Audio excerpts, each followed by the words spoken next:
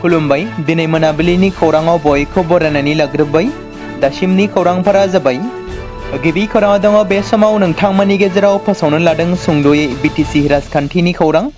जों बयबो मिथिगौदि 2025नि BTC council बिसायख'थिया फैगौ 22 सेप्तेम्बर खालाराव खुंजागोन।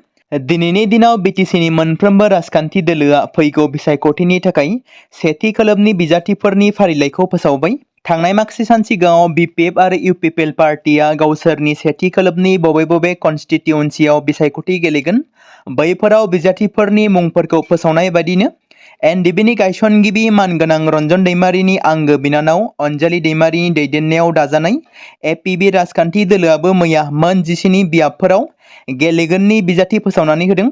लोगोसे बिथां अनजालि दैमारियाबो 36 नं हरिसिंगा बियाबाव सासे बिजाथि महरै गसंगोन। थारैनो बिटिसिआव बबे मोनसे राजखान्थि दोलोनि सोरखारा फैमारगोन?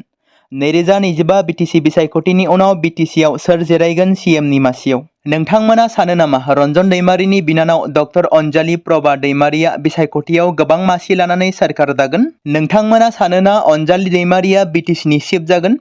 नोंथांमोना सानो नामा बिपिएफ दोलोआ मोन 40 बियाबाव मोन 21निबो बारा मासि देरहानानै सोरखार दाफिनगोन? नोंथांमोना सानोना प्रमद बर'आनो फिन खेबसेबाव बिटिसिनि चिफ जागोन? बे बाथ्राखौ मख'नो गोनांदि खौरांगिरिफोरनि सोंथि खालामनायाव गोबां समफोरावनो बिपिएफनि गाहाय दैदेनगिरि हाग्रामा महिलारिया मोन 20निबो बारा मासि देरहासार जानानै सोरखार दाफिनगोन होनना बुंनाया बेसेबां सैथो? बेबादिनो प्रमद बर'नि दैदेननाय बिटिआर सोरखाराबो फिन आरोबाव सोरखाराव फैफिनगोन होनना बाथ्रा बुंबोबाय थादों। नाथाय सोरनि दखलाव फैमारगोन बिटिसिआ? बे सोंलुआ गोबां बर' रायजो राजाफोरनि गेजेराव फैदों। थांनाय 2020 मायथाइनि बिटिसि इलेक्शननि फिथाइखौ नायोब्ला बयनिख्रुइ बांसिन मेजरिटि लानानै देरहादोंमोन बिपिएफ पार्टिया, जेराव बिपिएफ पार्टिया हारसिङैनो मोन 17 सिट मोनदोंमोन। सोरखार दानो थाखाय बिथांमोननो मोन 3 मासिनि गोनांथिमोन। इउपिपिएलआ मोनदोंमोन मोन 12 मासि आरो बिजेपिआ मोनदोंमोन मोन 9। बेनि उनाव 3 खनायारि सावरायलायनायनि गेजेरजों इउपिपिएल, बिजेपि आरो जिएसपि जथायै सोरखारखौ दादोंमोन। नाथाय 2025आव बबे मोनसे दोलोआ बिटिसिखौ दैदेनमारगोन? फोरमायहरनो हागोन।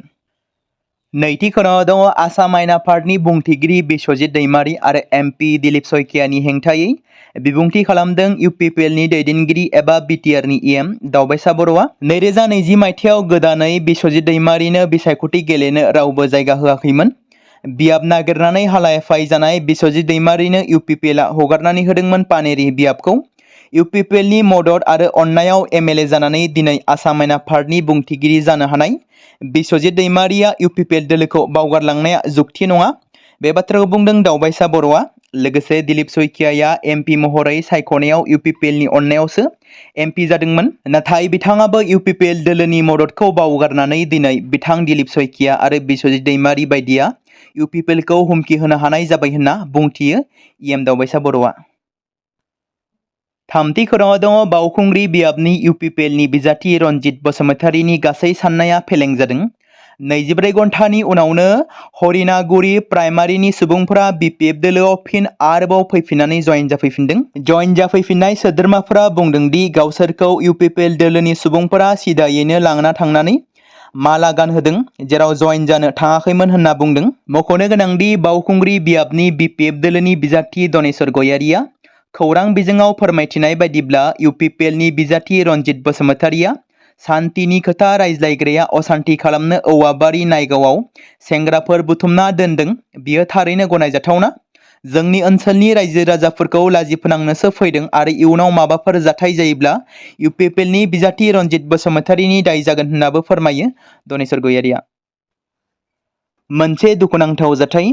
थांनाय सानखालि एबा मैया बेलासि 5 रिंगासो समाव हग्राजुलि दखरा एबसुनि बेन्दोंआव थानाय अलंबार गामिनि गेलेग्रा फोथाराव बल गेलेबाय थानाय समाव हरखाबै सारअन्थाइ गावनानै दनबीर हाज'वारि आरो सोरांसा बसुमतारी मुंनि सानै हौवासाया जायगायावनो जिउ गोमायो आरो देबजित नार्जारी मुंनि सासे हौवासाया जोखोम जादों होनना मिथिमोन्दों। बे जाथाया सनितपुर जिल्लायाव जादों, जेराव हग्राजुलि दखरा एबसुनि बेन्दोंआव थानाय अलंबार गामिनि गेलेग्रा फोथाराव जादोंमोन। बे जाथाया ओनसोलनाङैनो दुखुनि साया साग्लोबसारदों।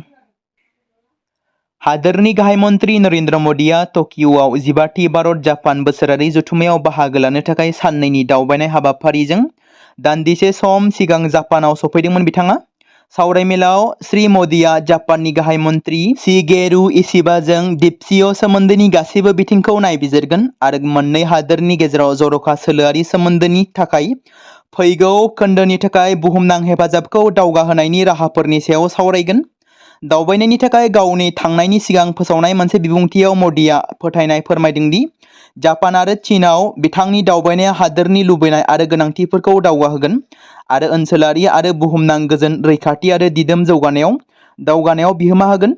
मोदीआ बेखौबो बुंदोंमोन दि दावबायनायखौ गंनैबो हादोरनि सुबुंफोरखौ आरो हारिमुआरि सोमोन्दोखौ गोख्रों खालामनायनि मोनसे खाबु होनना मानिनाय जागोन।